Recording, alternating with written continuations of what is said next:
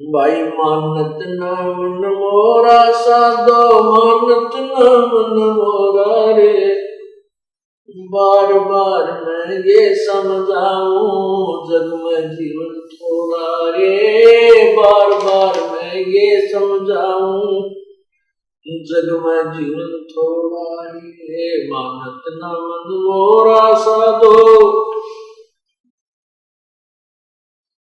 बार बार मैं ये समझाऊं जग में जीवन थोड़ा रे। बार बार मैं ये समझाऊं जग में जीवन थोड़ा रे। इस काया का गर्व न करियो के काला के गोरा रे। इस काया का गर्व न करियो के काला के गोरा रे। बिना भजन कछु काम न आव चाहे, एतर छड़को चारों ओरा रे। बिना भजन कछु काम न आव चाहे, अतर छड़को चारों ओरा रे। मानत न मन मोरा साधो, बार बार मैं ये समझाऊं जग में जीवन थोड़ा रे। बार बार मैं ये समझाऊं जग में जीवन थोड़ा रे। इस माया का गर्व न करियो के हाथी क्या घोड़ा रे।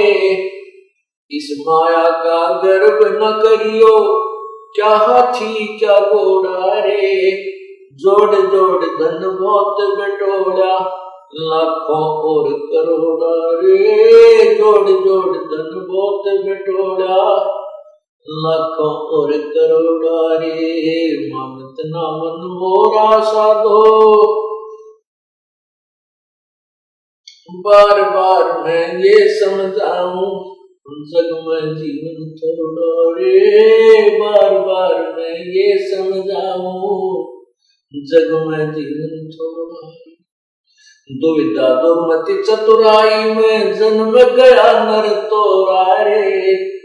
दुविधा दुर्मति चतुराई में जन्म गया नर तोरा रे। अब भी आने मिलो सत्संग में, करो गुरु ज्ञान पे गौरा रे।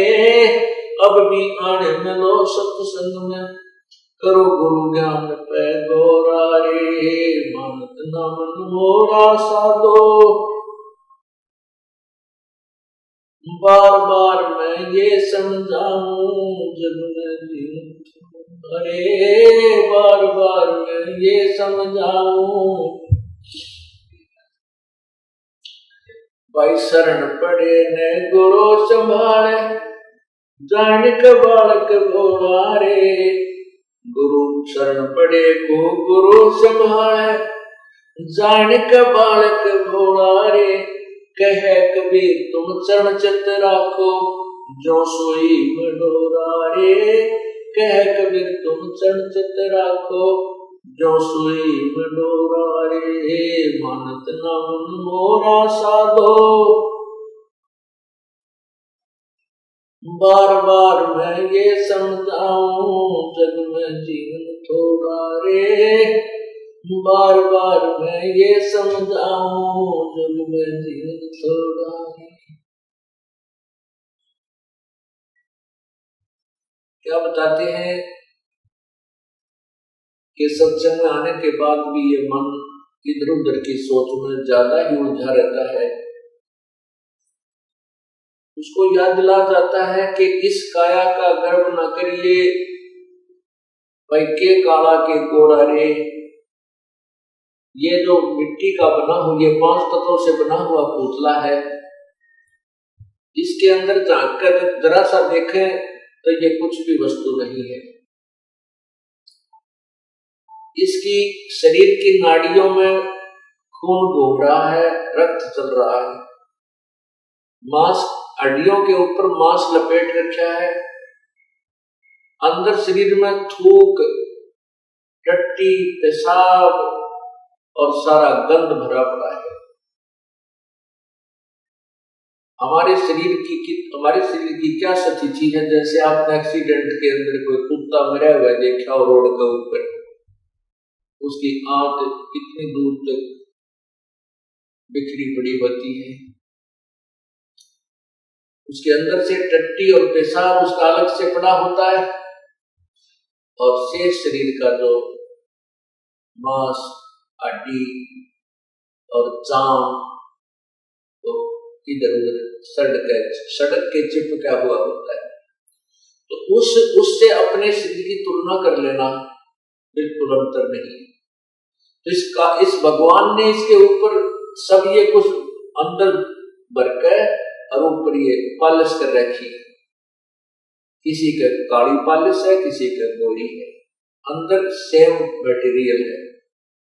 तो यहां बताते हैं इस काया का गर्व न करियो के काला के गोरा रे, इस काया का गर्व न करियो के काला के गोरा रे, भाई बिना भजन कछु काम न आवे चाहे, एत्र छिड़को चार ओरा रे, बिना भजन कछु काम न आवे चाहे, भजन कछु काम न आवे चाहे,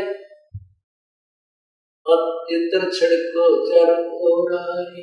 इस शरीर के ऊपर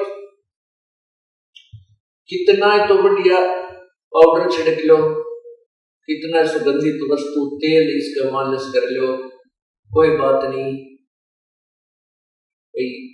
सफाई शरीर की आवश्यक होती है, नहाना है, साबुन ला लो, वो बात अच्छी है। लेकिन भगवान नहीं भजा, परमात्मा को याद नहीं किया, तो इस मिट्टी का कोई लाभ नहीं, ये व्यर्थ है। फिर हम दूसरा गर्व करते हैं, गर्व में कार हो जाए, कोठी हो जाए। पहले घोड़े, आज तक तो कार, पहले घोड़ा जिसके घर में होता था एक रिच मैन माना जाता था, एक साहूकार व्यक्ति माना जाता था। जैसे आज जिसके घर में कार हो वो धनी व्यक्ति मान लिया जाता है।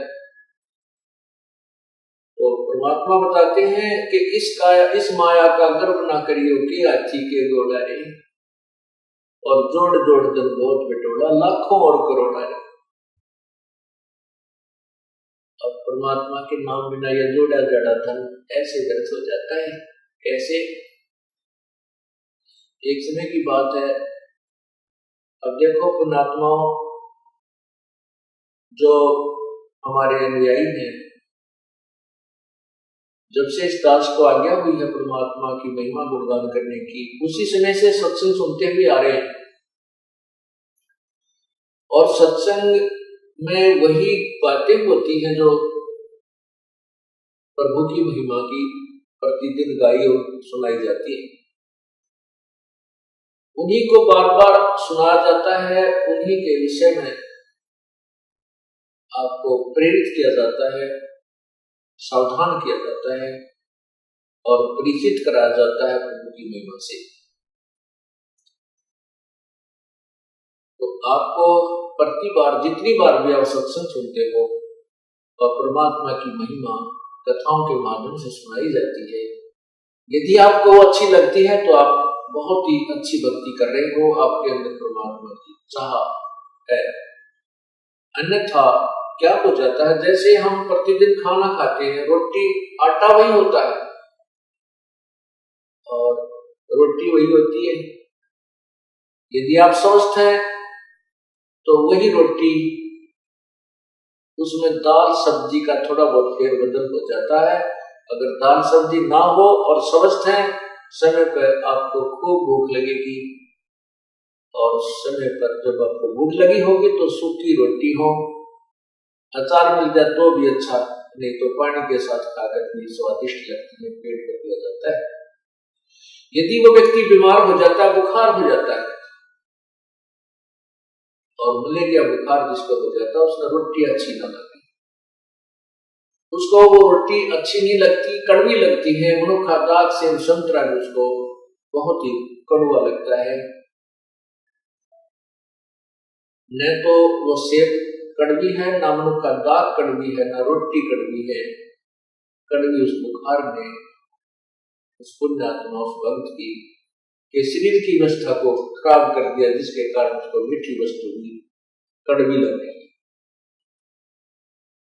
इसलिए तुलसी साहब कहते हैं, तुलसी पिछले पाप ते चर्चा ना भावे, और जैसे जड़ के वेग ते वही भूख विदा हो जाए। जब हमारे ऊपर पाप कर्मों का दबाव बढ़ जाता है, बुखार बन जाता है, तो हमारे को परमात्मा की महिमा रूपी उनका दाग कड़वी लगती है, अच्छी नहीं लगती, स्वादती नहीं, रुचि नहीं बनती सुनने को, आनाकानी करता है। और जिस समय ये बुखार उतर जाता है, जिस समय उसका रोग बुखार जबर उतर जाता है, फिर वही व्यक्ति उन्हीं रोटियों को, चाहे लुखी मिल जाए, सूखी मिल जाए, नमकीन हो, सब्जी मिले चाहे ना मिले, उनको रुचि कर खा जाता है, क्योंकि वो स्वस्थ है।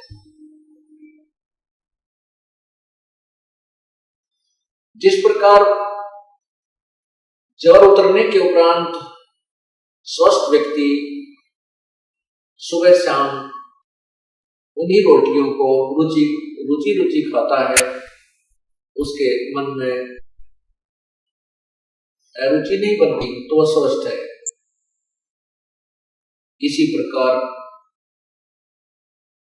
जिस समय आपके पाप कर्म सत्संग में आने से नरम हो जाएंगे, बदन शिवन से कम हो जाएंगे, आपको परमात्मा की चर्चा इतनी स्वादिष्ट लगेगी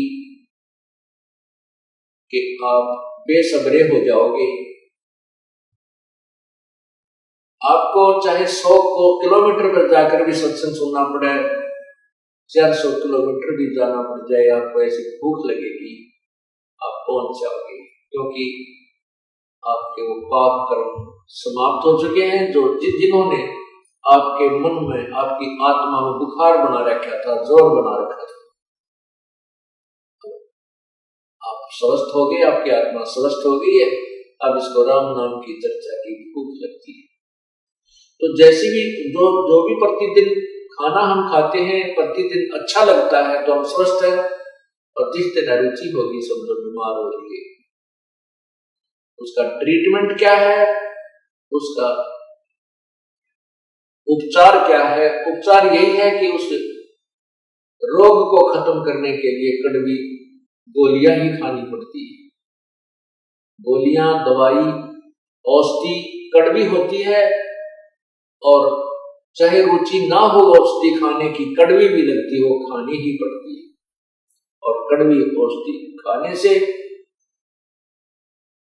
रोग कट जाता है। इसी प्रकार आपने कभी कभी सत्संग सुनते सुनते रुचि बन जाती है कि ये कथा तो हमने सुन रखी है, तो समझो आप बीमार हो गए। आपके अंदर पाप कर्मों का कोई दबाव कहीं ना कहीं से बन चुका है, और यदि आपके अंदर गदगद होती है, चाहे आपने 100 बार सुन रखी है, 1000 बार सुन रखी है कथाएं, और उतनी ही रुचिकर, और रुचिकर क्या, उसको सुनने के बाद फिर रोम रोम खड़े हो जाते हैं, जैसे कितनी बार सुने, क्योंकि वो तो हर बार सुनने और हर बार याद रखने की बातें हैं। फिर आपकी भक्ति, आपका जो ज्ञान है वो स्वस्थ है, आप ठीक चल रहे हैं।